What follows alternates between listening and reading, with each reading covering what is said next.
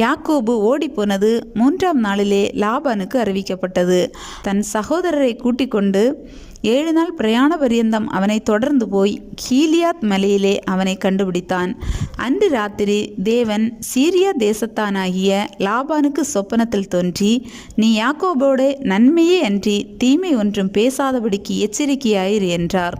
யாக்கோபு மலையிலே தன் கூடாரத்தை போட்டிருந்தான். நீ ஓடி போவதை மறைத்து எனக்கு அறிவியாமல் திருட்டளவாய் என்னிடத்திலிருந்து வந்துவிட்டது என்ன? நான் உன்னை சந்தோஷமாய் சங்கீதம் மேளதாளம் கிண்ணற முழக்கத்துடனே அனுப்புவேனே. என் பிள்ளைகளையும் என் குமாரத்திகளையும் நான் முத்தம் செய்ய விடாமல் போனதென்ன? இப்பொழுதும் உன் தகப்பனுடைய வீட்டின் மேலுள்ள வாஞ்சியினால் நீ புறப்பட்டு போகிறதானால் போகலாம். என் தெய்வங்களை ஏன் திருடி கொண்டு போகிறாய் என்று கேட்டான்.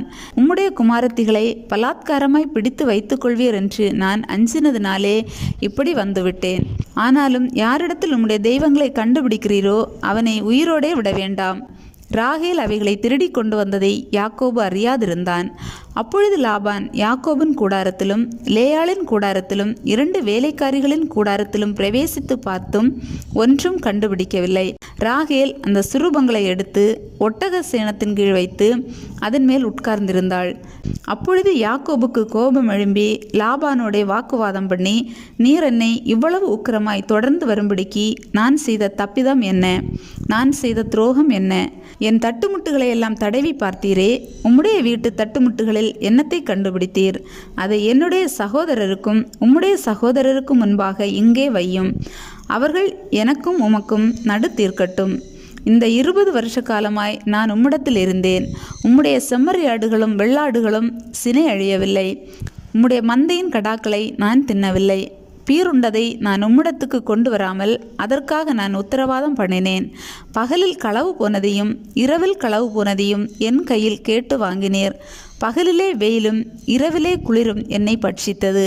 நித்திரை என் கண்களுக்கு தூரமாயிருந்தது. இவ்விதமாய் பாடுபட்டேன். இந்த 20 வருஷ காலம் உம்முடைய வீட்டிலே இருந்தேன்.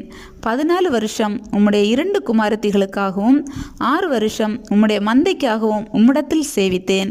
10 முறை என் சம்பளத்தை மாற்றினீர்.